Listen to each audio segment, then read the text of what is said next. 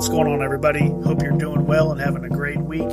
Today I want to talk about the NBA. We're getting close to the playoffs. I think around 10 to 15 games that are left. Football's over. Baseball hasn't started yet. Hockey's hockey. You're either watching it or you're not. NASCAR just started. Again, you're either watching it or you're not. But this is the real start of the NBA season. I know it's the end of the season, but no one really cares until after the All-Star game or Christmas Day. And people really start to care once football ends. Then it's like, okay, there's nothing else on. I guess I'll turn over to the NBA. Now, there's still March Madness. That's going to draw a lot of attention away from them. But let's be honest, these last couple of games, most of the top teams, they're already locked in. They're going to mail it in and rest their players, as they should. Except for the Golden State Warriors. They shouldn't rest their players. They should have everyone, all hands on deck. Clay, Steph, Draymond, Wiggins, all of them should be playing next week against the Magic. I know the Magic suck, but I'm going to be at that game, so I definitely feel they should all be there playing. That's why I'm paying the tickets to go. Sorry, Magic. I know you're my hometown team, but you're not that good. You're not that exciting. Jonathan Isaac just came out and said he's not going to play the rest of the year. Big surprise. We already knew this. But anyway, really excited to see the Warriors. My first time seeing the Warriors since they've been good, actually. I think I seen Steph once with back when they had Monte Ellis, but I can't remember if he was actually there or if he was even playing. Regardless of that, let's get into these standings, and I'll let you know what I'm thinking heading into the playoffs these last couple of games. I'm going to start with the Western Conference. It's the conference that I have least knowledge on because I live in the East Coast, and I'm not staying up till 12 or 1 o'clock to watch a game. It's just not happening. I'm not even going to stay up to 10 o'clock to see the start of the game. Again, it's not happening. I already wake up at 5:15 in the morning to just go to work. I can't work off of that little sleep. With that being said, let's go ahead and talk about the teams that are on the fringe of making the playoffs, starting with the Lakers, the Pelicans, the Trailblazers, and the Spurs. Let's all stop and take a victory lap and all cheer that the Lakers are where they are. They're 10 games below 500, and it's glorious to see LeBron put together this team himself, and it's horrible. Absolutely horrible. He did a horrible job. He's very overrated as a GM. He's overrated as a player. I know, he's great. Best player of my lifetime. Well, I'm sorry. Kobe's the best player, and then probably Shaq. Then probably Tim Duncan, and I would probably put Kevin Garnett above LeBron too. I know I'm biased on that. Look, I'm not a huge LeBron fan. That doesn't need to be said, but he's still great. I'm not holding that against him. One of the greatest players of all time. But, you know, he's not a god. He's still just a dude who is really good at basketball. He's very good athletically. That's the main reason why he's good. He didn't get a jumper well into his career, at least 10 years into his career. And the whole notion about him not having a good team around him, it's totally crap. He's had Hall of Famers around him his whole career, outside of maybe 1 or 2 years in Cleveland. But other than that, Hall of Famer after Hall of Famer, and he still can't get it done. He has to go and team jump to win. I don't care what you say, he has to go to other teams to win a championship. And I don't even count the last championship with the Lakers. It was a bubble championship. I wouldn't have counted it if the Celtics won. It's just, to me, that season was a wash. And to be honest with you, the season after that, the one where the Bucks won, that was kind of a wash too. Really, really funky going on with COVID. And those championships have huge asterisks next to them. Especially the LeBron one, the Laker one. Huge asterisks. And another one of his championships, his first one against the Thunder, that has an asterisk. That was the lockout season. So, again, 2 shortened seasons where he won, and he got a lot of rest during those seasons, and time off for him and his teammates that normally you wouldn't get in a regular season. So, you know, to be honest, the only real championship he actually earned, and I give him credit to, is the one in Cleveland, and the one against the Spurs, the second one, that was pretty impressive too. But I find that more of a Spurs botching than them winning. Make your freaking free throws, Kawhi. I know he was young back then, but still, could have had an extra ring. Sorry for that detour, but I just really wanted to take a victory lap for the Lakers being as bad as they are. Everyone knew they were going to be bad. They just didn't want to accept it. The media didn't want to accept it specifically. And if you're one of those people out there saying you're shocked how poorly this team turned out, you really don't know much about basketball. Anyway, let me get back to the actual analysis of what I think is going to happen. San Antonio, while they have a shot, I think the Kings have a shot to actually make it in as well, but those two teams, mathematically, it would take a miracle for them to get in, and I just don't see them doing it.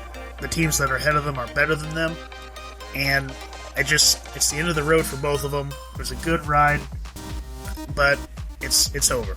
Build off this year for next year and come back even better, and especially for the Kings. I know the Kings just want to make the playoffs, just to say, hey, we're finally in it after 100 years, but their time is coming. They're finally doing something that is starting to work. They just have to keep it up and stay patient, but don't lose track of the goal.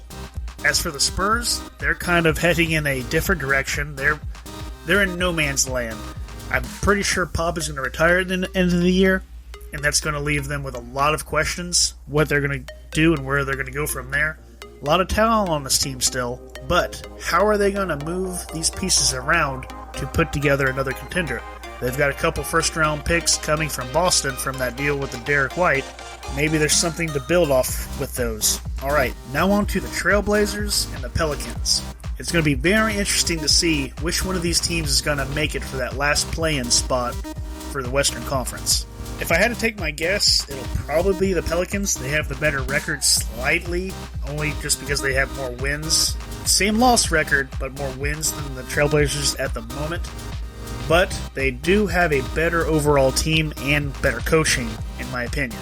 While the Trailblazers have the best player out of these teams, that being Damian Lillard, who knows what he's going to do? Is he going to play the rest of the season? Is he going to sit out? And if he does play, how good is he going to be? There's going to be some rust there. Remember, he hasn't played since December, I believe, with that abdominal strain that he had.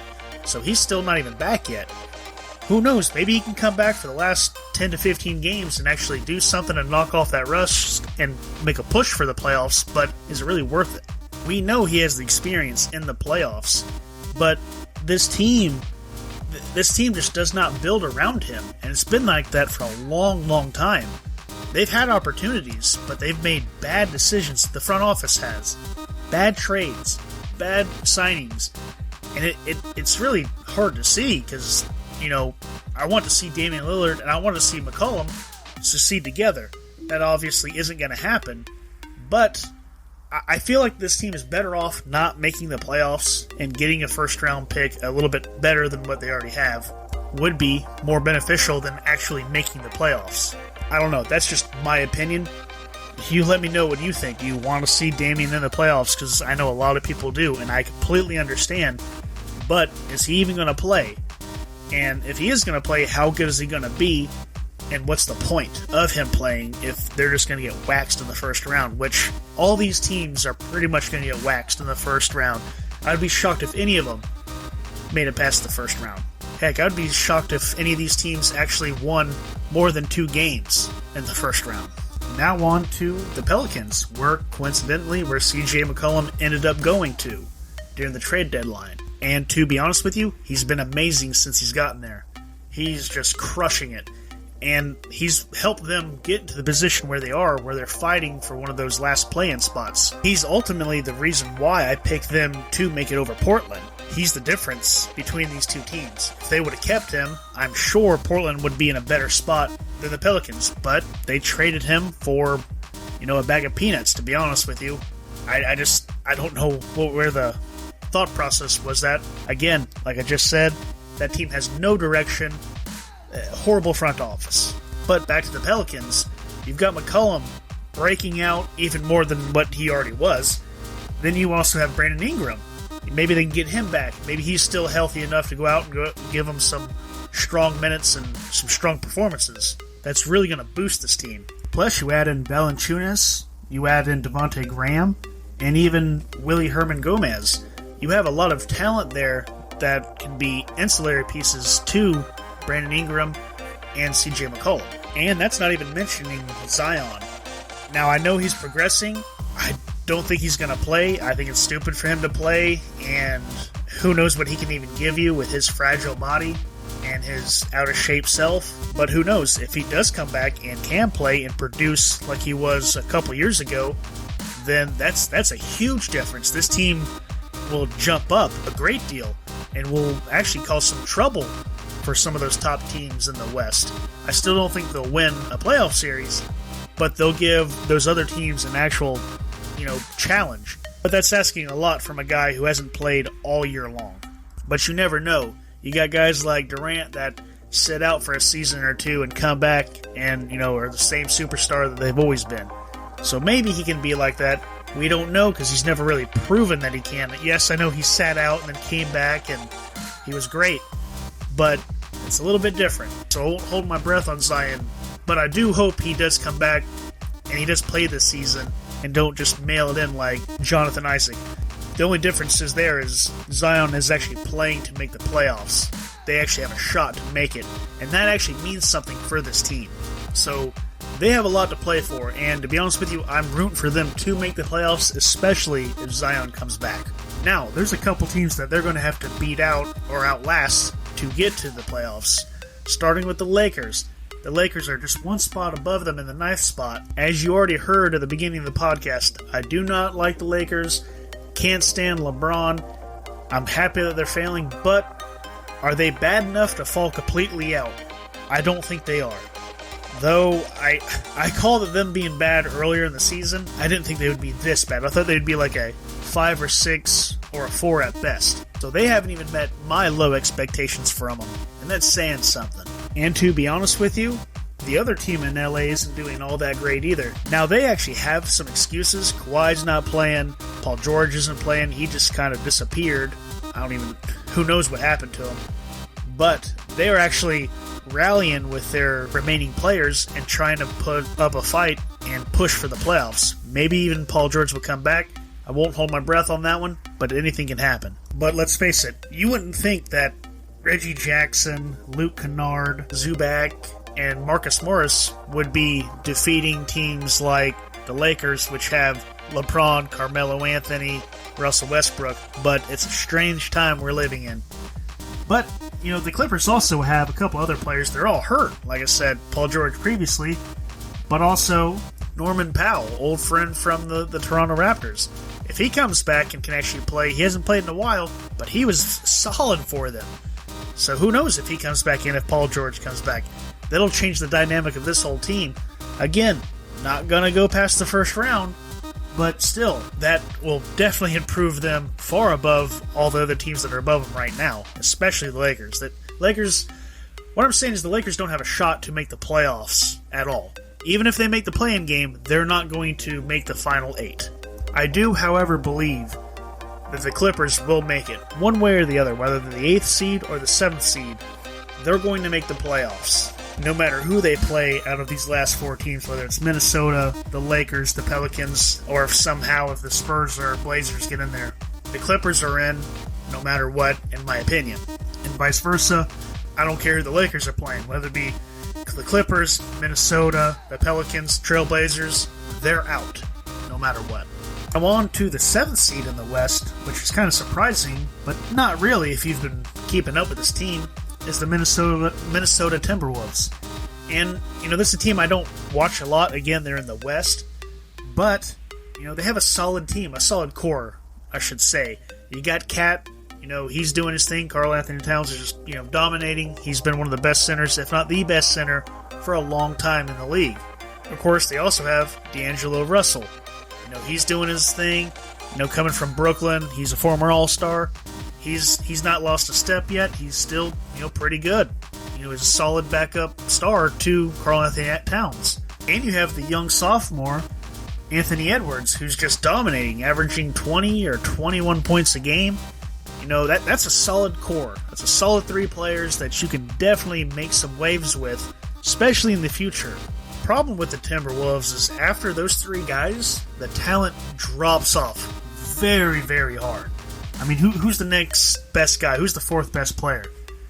Patrick Beverley, yeah, he's great defensively, I get it, but the dude's old for one, and he's starting to slow down. So I really don't know what else this team can offer besides those 3 players. And Patrick Beverley, who's awesome as a fourth or fifth guy, but man, I just don't think this team has anything else to give besides those 3 stars. And those 3 stars are going to carry them, for the most of the game. They've been doing it all year long. But that's just not going to work in the playoffs. So, my prediction for the Timberwolves is if they play LA in the play-in round, they'll win. But if they have to play the Pelicans and Zion does come back, I think the Timberwolves will be beaten, unfortunately. But there's still a couple of games to be played, so who knows how the standings will look at the actual end of the season. But my guess and my prediction right now would be that the Clippers will make it in at the 7th seed, and the Pelicans will make it in at the 8th. But I can also see it where it's the Timberwolves in the 7 and the Clippers at 8. Either way, the Lakers aren't going to make the playoffs. That's the one thing that we can all rest easy knowing, that LeBron and Carmelo and Westbrook and the whole drama surrounding this whole team can be put to rest, and we don't have to hear about them anymore. We don't have to worry about how, they're underachieving. Yes, they're underachieving. They're a bad team on paper. They were a bad team at the beginning of the year. They're a bad team now. The whole, Anthony Davis is hurt, and that's the reason why they're not doing well. They were losing when he was healthy. Let's be honest. They are a bad team. Bottom line. But anyway, with that being said, I think I'm going to bring this episode to an end and save the rest of the Western Conference for the next episode. I don't know. Maybe I'll even break that up into 2 different episodes. Maybe I'll cover the Mavericks, the Nuggets, and the Jazz in one, and I'll cover the Suns and the Grizzlies and the Warriors in one. I haven't decided that yet. We'll see how it goes once I start. Unless you actually have a preference. If you guys have a preference on how you want me to cover them, do you want me to have one long video, or do you want me to have a couple of shorter videos here and there? You let me know what you prefer. I can honestly do it either way, but the only reason why I'm really stopping this one right here is because I'm going to go watch the Celtics and the Warriors play. I'm really hoping the Celtics continue their hot streak. They lost to the Mavericks, but it was a close game, and they kind of got screwed over by the refs at the end. And I know they shouldn't have been in that position to begin with. And yeah, you're right. Or I'll say that right now. They shouldn't have been in that position. They should have been comfortable ahead of the Mavericks beforehand, and they should have known something like that could have happened. But hey, they played into the Mavericks' hands. Luka hit that shot.